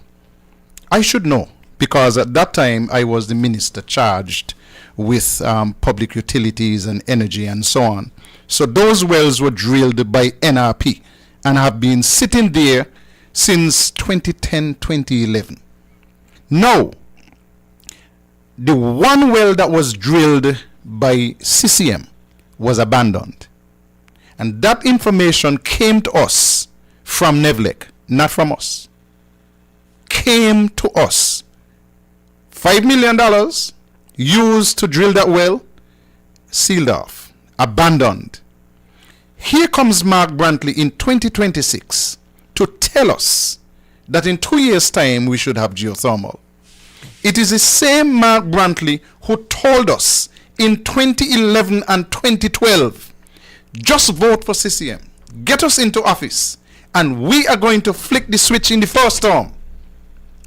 13 and 5 make 18. We had the election in 2017. Still no geothermal energy. They have spoken about the $72 million that they said that they have received. 17 from the CDB, 20 from Saudi Arabia, 35 from the Green Climate Fund. $72 million. But that does not capture all of the money that we have received. Because we also had, an $8 million from the SIDF? And a significant portion of that money went into legal fees. Mark Brantley turned up last week, to tell us that in 2 years' time we'll get geothermal. But he did promise us in 2016 that by 2018 we'll have geothermal. Go further back, he promised us in 2012, leading up to the elections, that we were going to have geothermal in the first term of a CCM administration if they were to be elected. From 2013 until now, you're talking 13 years. And Mark Brantley is saying, please give me 2 more years to work on it. Because the 72 million that we have, we are consolidating, and the next step will be production wells. In the meantime, Monstrat is there showing steam. Dominica is saying that by March of 2026, they are going to bring online a 10 megawatt plant. And in Nevis, we have promises, more promises. And in the meantime, we also had this. But it's really of some concern, and it will be going forward an issue, believe it or not. My word, it will be an issue going forward as to the control of geothermal. It will be an issue going forward. My word. It would be. It can be a political issue going forward. Let me put it this way. If any government in Charlestown were to hand over the geothermal project to Basti, that would be political suicide. And I put it as plain and as blunt as that. Listen, Mark has already committed political suicide because the spokesman for geothermal is not any energy minister in Nevis or the premier. No. The spokesman is Conris Maynard in St. Kitts. So we have already ceded control of geothermal, and so it means, based on Spencer's word, that they have already committed political suicide. Good evening, Carla. Good evening again, gentlemen. I am wondering if that accent is making the premier salt, as we call it local. Because every time I hear him, I wonder who is this person. Born and raised in a Nevis, he could speak standard English without that accent. And I think he should try and change it to see if he gets something done, because that seemed to be making him salt. The premier ain't getting nothing done. And I believe it's the accent. Something is wrong with that man. I am wondering if he does remember the statement he makes about geothermal. Because leading up to every election, we get in geothermal in 2 years. And he has said it twice, 3 times. And up to now, nothing happened. I am glad Mr. Brad made a statement and he didn't talk on behalf of the NRP. He talked on behalf of Nevis. He said anybody. He didn't call the name. But we see and we now know. And that is to say to us, Nevisians, If he put in name on a ballot paper, do not vote for him. Can't trust him. Thank you very much, caller. What's very interesting about what the Premier says, despite the failure, is that what he says, the corollary or the explanations that we become the greatest or the greenest place on earth, and the significance of that is still very true, you know. It's still very true. Go to the call. I'll continue afterwards. Hi, good evening, caller. Good evening, gentlemen. How are you tonight? I'm wonderful. I hope you are the same. I am getting better and better. Well, that is excellent news. By the way, you all are talking about geothermal, right? I would like to remind you that in 2013, when the CCM took the government, they had 3 major projects handed to them on a plate. Geothermal was one of them, right? Don't forget that there was also a fisheries complex. Correct.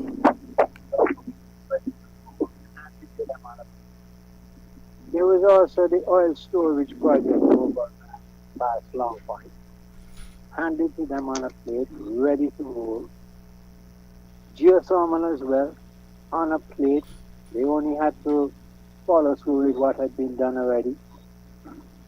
What did they do? They wanted to change all 3 of them, and up to now we ain't getting on. So it's like, when you put food on a plate for them, it's like they want to cook it over, and then the food spoils. Mm-hmm. It's fascinating, and it's like every single thing that is there, ready to roll, they managed to mess it up.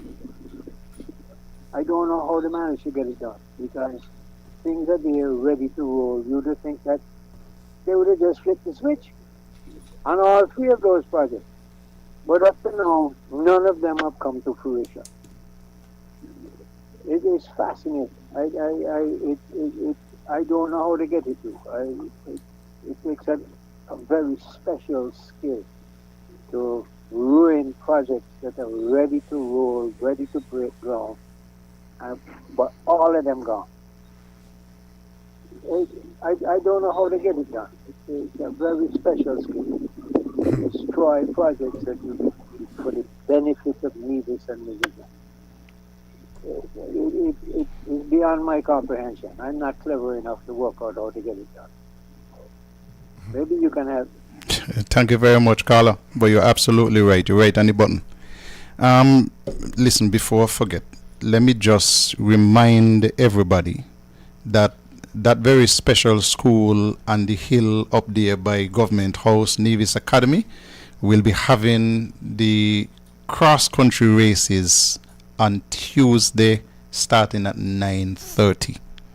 And so I want to say good night to Dr. Busu and to Corey and the rest of the staff who trying their very best to distract me tonight and tell me, and to tell you that I'll see you on Saturday and I'll see you on Tuesday. So be good. You were making an intervention, Dr. Daly. Yeah. What Brantley said about the importance of having cheap renewable energy is quite accurate. He's right. And if he indeed is aware of the importance of cheap renewable energy to the economy of Nevis through investments and development, then the question must be asked quite easily. Why didn't he focus more on making sure this became a reality? This should have been the centerpiece of any development in Thrust since he became a member of the CCM Parliament cabinet in 2013, and even more importantly, since he became the Premier of Nevis. Mm-hmm. And during that period of time when he was a key member of Team Unity, absolutely correct, 2015 to 2022, when he had access to so much resources, he was Minister of Foreign Affairs. He was traveling the globe, but never once did he really iterate any position that he had conversations with the Saudis or anybody else to try to find funding to develop geothermal. He brought in NREI, had them basically receiving their mail in his office. His office was, his law firm was their mailing address. His law firm represented the other party, the drilling company, in court when they fell out. He would have derived direct benefit from them. They would have gotten a loan from SIDF, with people, a lot of people still don't understand how a company coming here to do drilling for geothermal will qualify for SIDF loan. But they got money through SIDF. A lot of money, millions of dollars. And so, given all of what Brantley is saying is important for the development of Nevis, it's absolutely correct. If you have cheap power, you attract varied industries. You can diversify your economy quite easily, because one of the largest, perhaps even the largest cost for any development is cost of power. And if you have an attractive rate for power, you are going to attract a lot of investments from across the world. And if you had recognized that importance, that this is the key, then the question must be asked again: why didn't you focus all your resources on that key to ensure the reality of the development of the geothermal? Was too busy traveling the globe. Too busy all over the world. Remember, Mark Brantley left Nevis to go away to plant a tree. Don't forget that. Okay. I mean, we laugh, and again too, with the federal government taking possession of geothermal since 2022 with the advent of Dr. Drew and the subsummation of geothermal on the St. Kitts, you would have thought again that given the alliance between both of them, and given the fact that Dr. Drew has exposed the fact that geothermal and renewable energy is the future, it begs the question again: why this lackadaisical attitude towards something so critical? Why is it that this is not the engine for a diversified economy like they're saying they want? Because you hear him talking about, we need a game changer. We need this SSZ, this destiny. Sound bites. Sound bites. Remember, as soon as he got fired, he started blasting Dr. Timothy Harris and said, Dr. Harris, stop geothermal. All he wanted was a letter. And Dr. Harris stopped geothermal.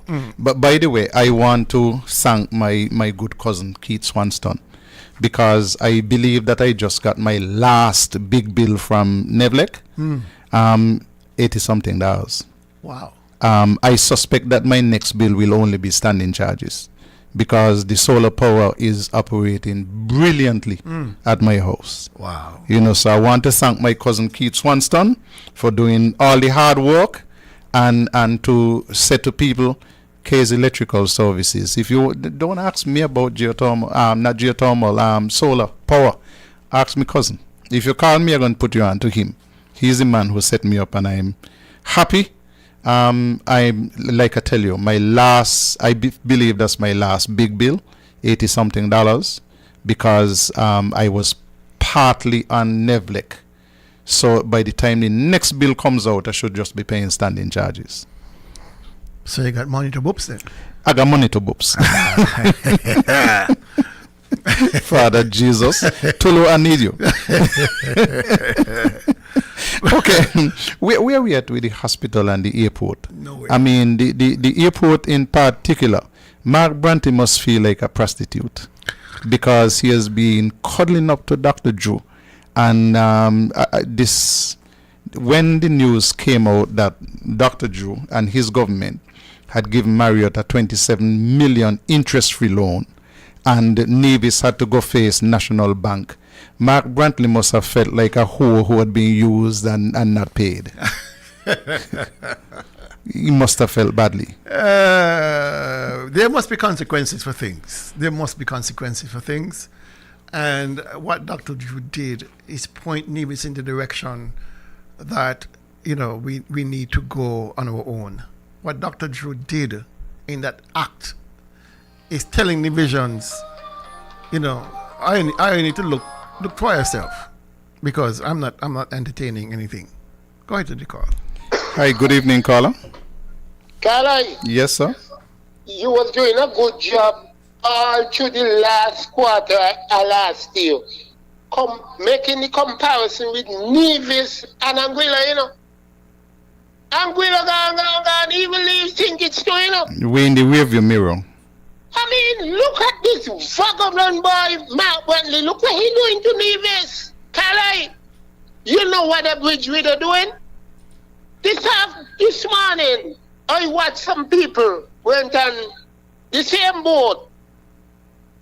We're going to do the Prince Devante? Prince Devante.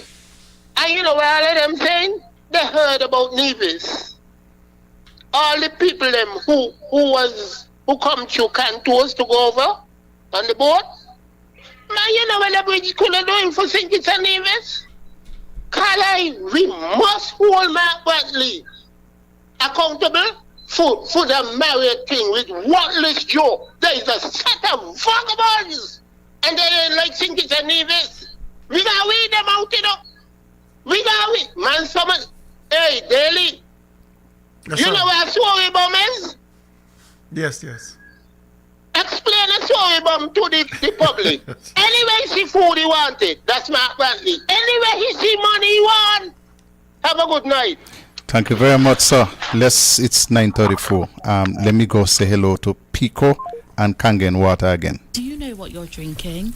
If you are drinking plastic bottled water, chances are you're consuming plastic contaminants, BPA, and other hormone disrupting chemicals you cannot see with your naked eye. Those empty plastic bottles take up to 450 years to decompose. In the meantime, plastic bottles are polluting the environment. They are dangerous to the planet and our health. The safer solution is to acquire your own Kangen alkaline water filtration system, and you'll never have to buy toxic bottled water again. Help save the planet and drink clean water for less than the price you'll pay for acid plastic bottled water over the next few years. The Kangen technology is the world's most popular, most acquired water immunizer. For more information, you can call or WhatsApp us on 917-207-1307. That's 917-207-1307. Change your water, change your life. Pico, the way to go for residential, commercial, and industrial wiring, data, security, UPS, and generator installation. When you need electrical work done now, done right, done at an affordable price, contact Pinney's Electrical Company. Call or WhatsApp 665-1916 or email pico_1166@yahoo.com. Pico, the way to go. Tell me what you want. Tell me what you need.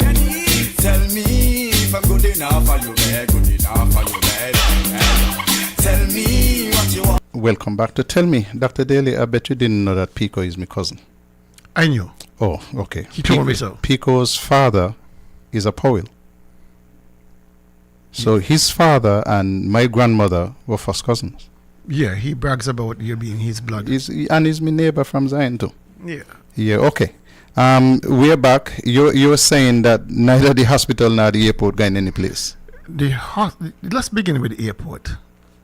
As is said before, the caller is quite right. You know, that we had to struggle through getting the $20 million from National Bank, guaranteed by the federal government, pulling teeth to get that. And then we learned through the auditor's report that the Drew government had given an interest-free loan of $27 million, which is $7 million more than they gave to Nevis. 0% in 2023, even before Nevis got this loan.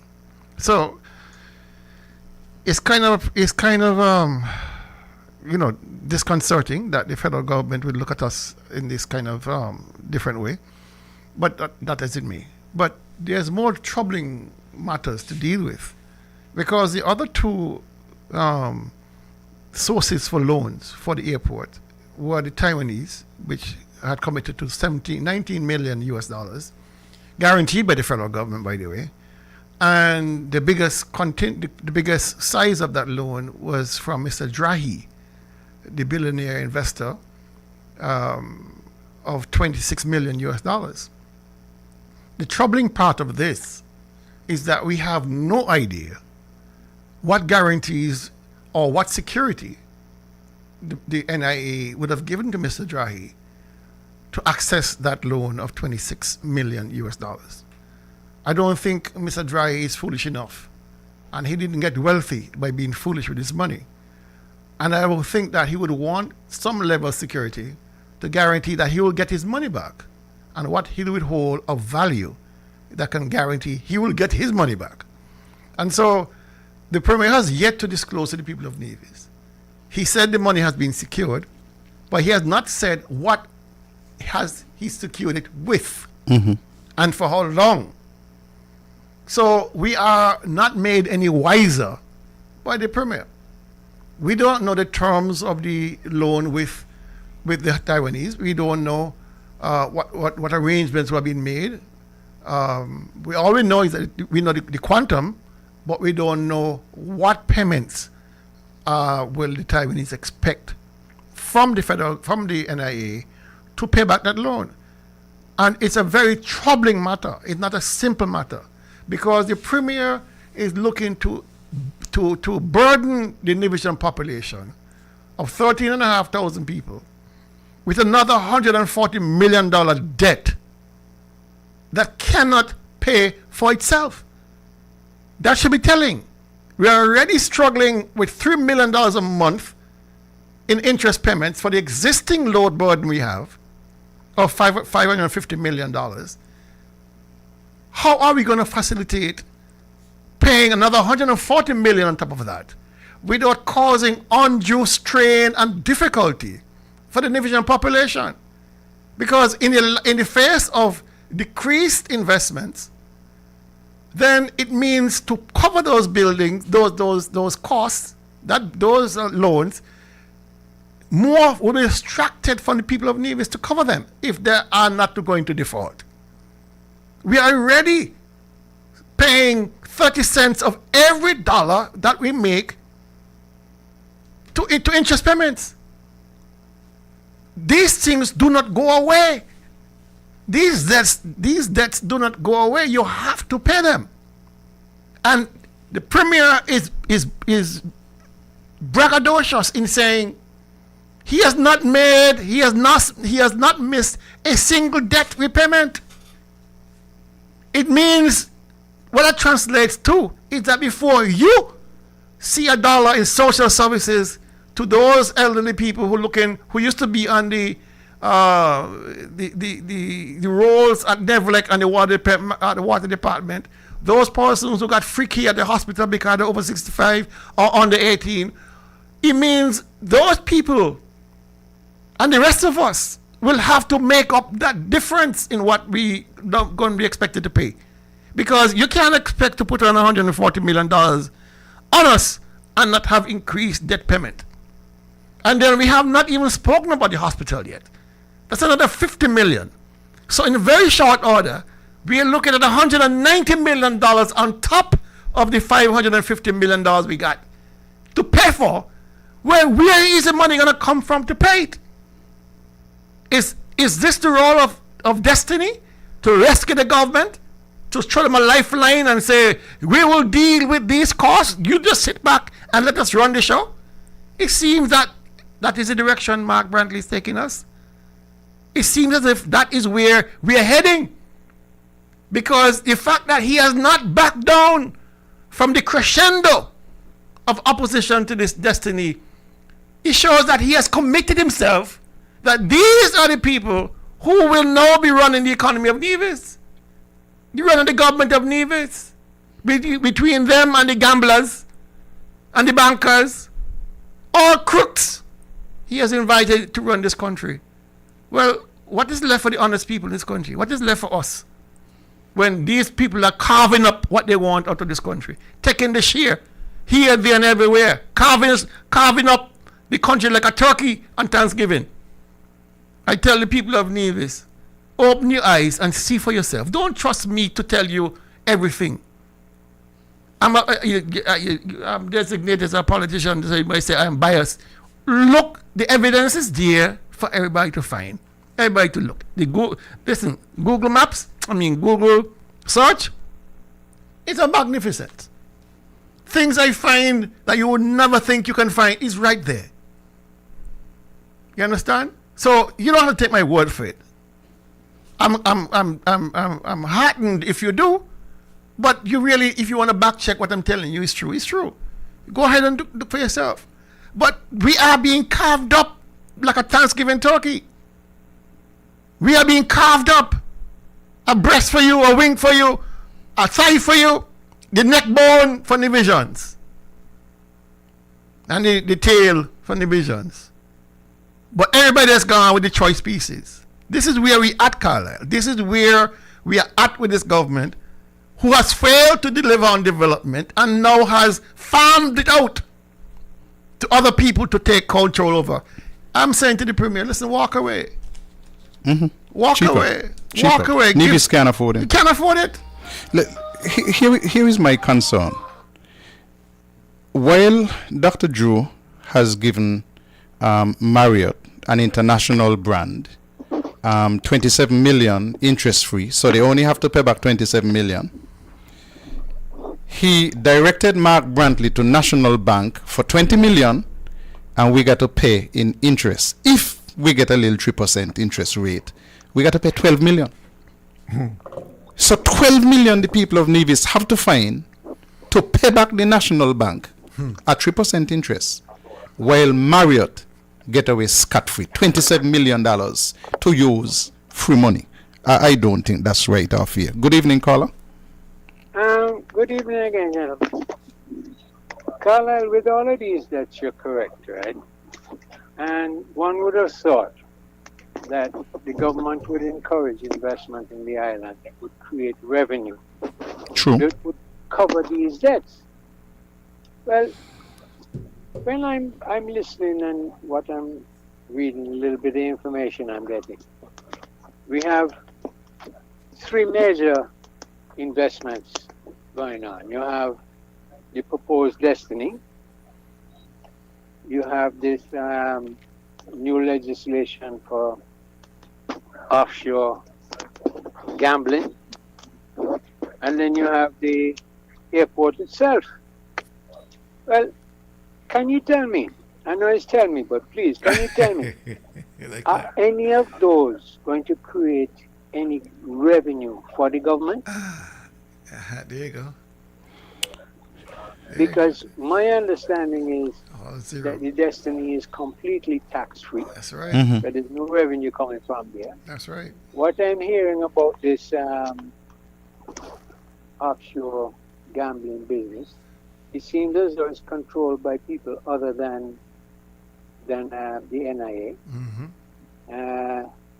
Is there going to be any revenue at all from that? Is there going to be the licensing fees? Is there going to be a percentage of all Nope. bets made? Nope. I know, for instance, in the UK, they have you bet on horse races and so on. But if you put a £1 bet on a horse, there's a tax you pay to the government for that, you know. They collect a tax on every single bet made.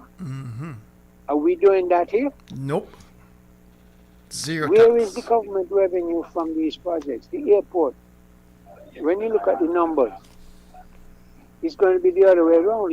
It's a net loss. Yeah, it's a losing proposition. And then where is the revenue from Destiny going to be? It's tax-free. It ain't going to be VAT-free. And then when it comes to the offshore gaming, where is the tax revenue from that? And you realize that if they had done the oil storage, the government would have got a royalty on every barrel of oil that passed through. Coming and going. That's the difference between good governance and I don't know what you can call the other one. It's give everything for free. You go, you borrow money, and then there's no sign of any revenue with which to pay the interest. So I guess the Division Public can just have to put their hand in the pocket As usual. and pay the interest on that. As usual. Hold the head and bow. The only people that can be taxed in Nevis is divisions. Mm. Nobody else could get taxed. Apparently not. Hey, I keep saying I must be stupid because my brain can't work out all these functions. Okay. Thank you very much, Carla. I think, Carlisle, if persons were to spend the time to really investigate the predicament that Brantley has put this country in, he be tarred and feathered and strung out on a pole and run out of Nevis. Because he's put us in a very untenable position. And I'm wondering whether he's doing it deliberately because he realizes that he's in the departure lounge. Because he has no compunction at all to run up debt, leave the country mired in debt, with no streams of revenue to cover these debts, except through taxes on the people who are already burdened by taxes. He has borrowed from every institution that would lend him. Everybody. And right now, the NIA is in such a quandary that without federal guarantees, they cannot borrow any more money of significance. That tells you the difficulty at which you're facing. And on top of that, now you have a 47% reduction in CBI. Right? He has not explained how he expected to make up that deficit. Where he's going to get the money to pay civil servants, because he relied on that to help augment the bill for paying salaries and wages for the public service. We are now half of that coming in, $35 million rather than $66 million a year.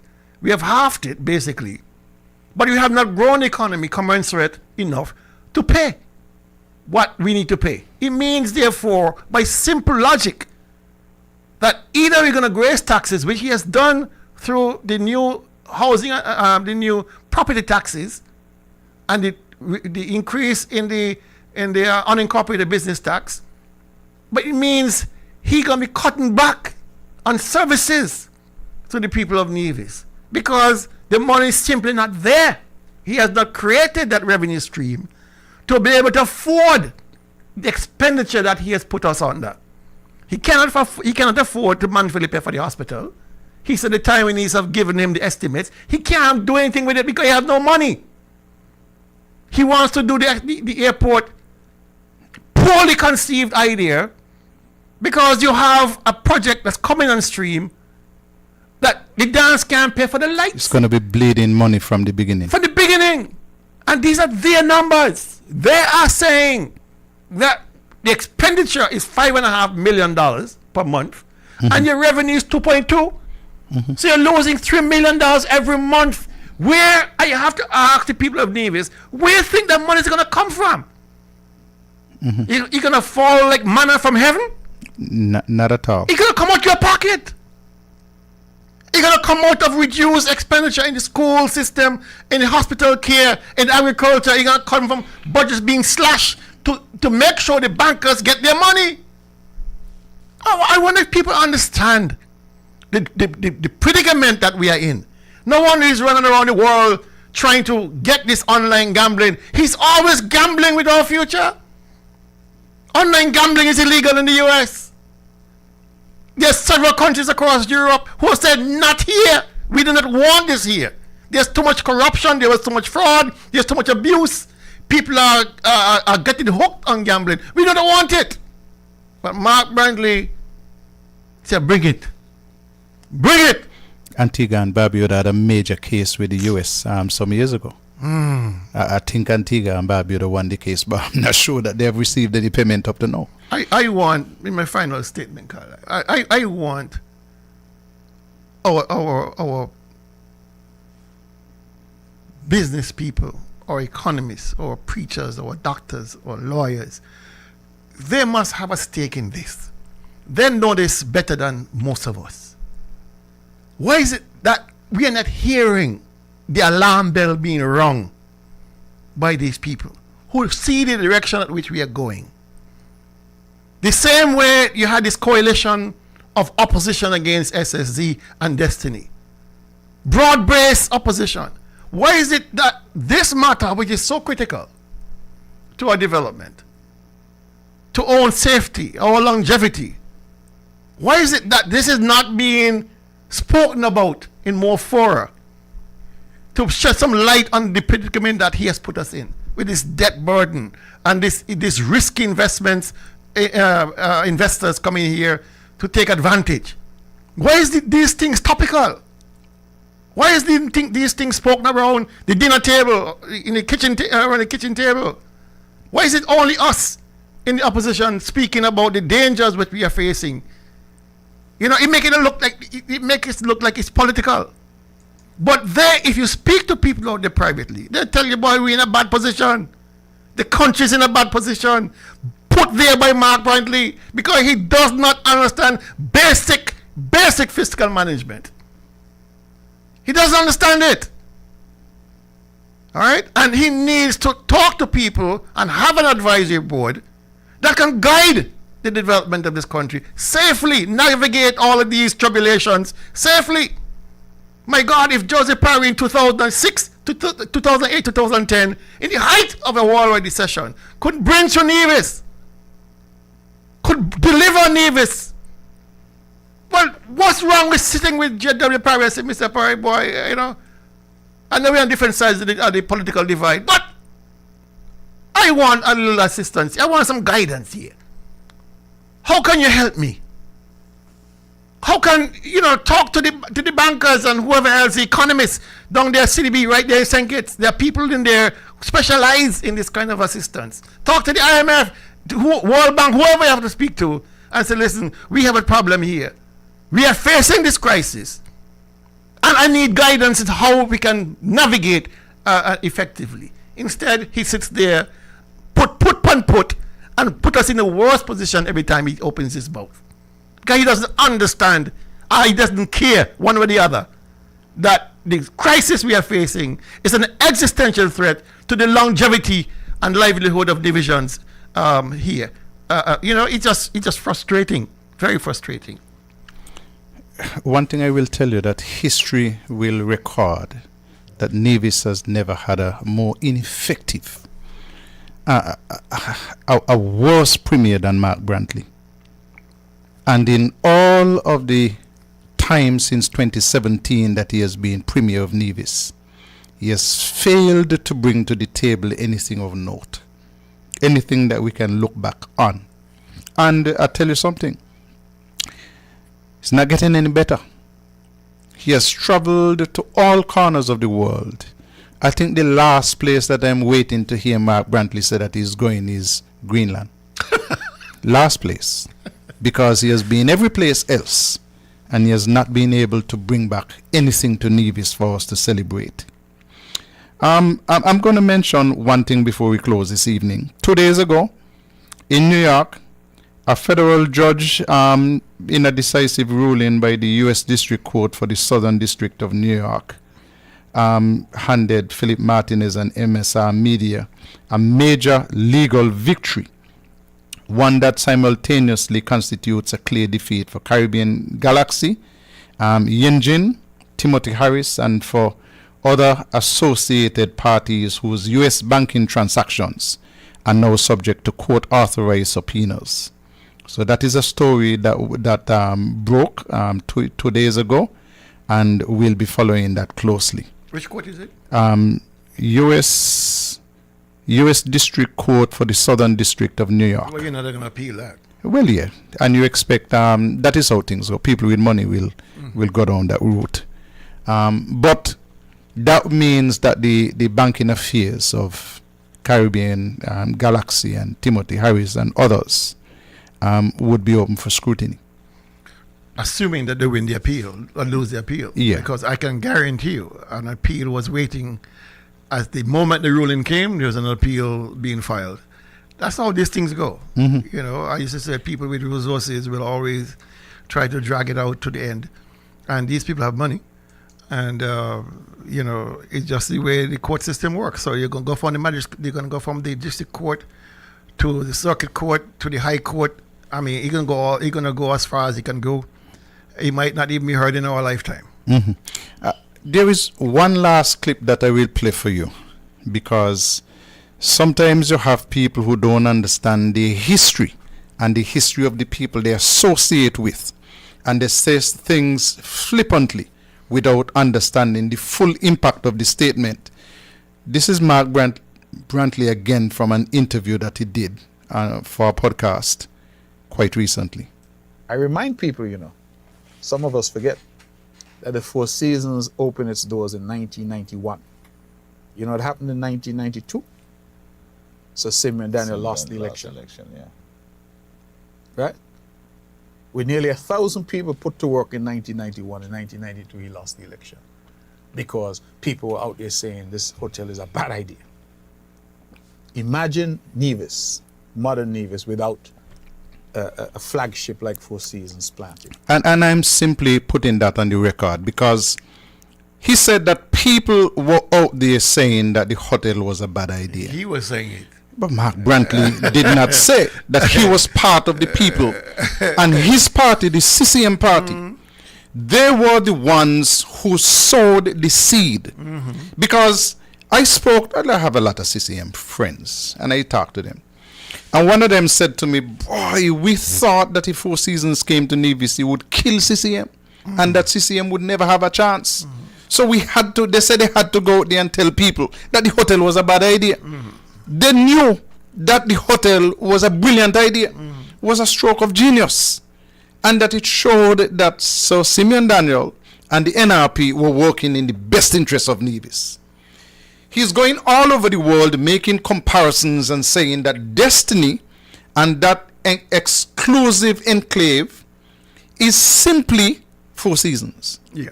Say a modern day Four Seasons. Nothing could be further from the truth. Sim Daniel and NRP did not have to go and carve out legislation for Four Seasons. No special legislation. They got the kind of incentives which brought 1,000 jobs to Nevis and put Nevis on the map. And CCM is the party that in 1989, 90 and 91 were going around and telling people, boy, are you from Jessups? Are you going to go Four Seasons, go catch crab? Are you going to walk on the beach and bathe on the beach? CCM. And I have never met a more divisive bunch of people in my life than these people who call themselves people working in the best interest of Nevis. But in addition to that, Carlisle, they were telling workers that Dr. Daniel had made a comment to the developers. Don't pay them in US. Rubbish. And they knew. And they knew it was false. They knew. Oh, they want to rob you. Dr. Daniel is telling you paying EC. Well, the company want to pay you in US.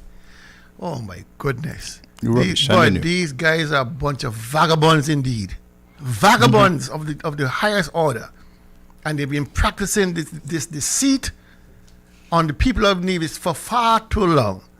They're the ones who stood up in the town halls all across this island and told divisions that geothermal is going to destroy us. It's going to bring earthquakes and mountain going to blow up. Same people who told workers at Four Seasons, don't trust Dr. Simeon Daniel. He want I get paid ECI and what nothing. You understand? The same people. My friend Dwight Crozier has often described them as a criminal enterprise. Yes, and he's right. He's not wrong. Listen, we're going to be back with you next week. And next week, we're going to have a lot more to discuss with you about the affairs of Nevis. We're only just touching the surface here tonight, but we got a lot to talk about. 2 hours has come and gone. And so we are saying to you, we love you. Tell people about Tell Me. Tell them to tune in. We are here every single Thursday night from 8 o'clock until 10 o'clock. And whatever you miss on a Thursday, Saturday at 1 o'clock, you tune in to On Target, and they always have fresh stories, different ideas on how to make Nevis work. But I'm leaving you with one thought. The best way to make Nevis work is to change the government.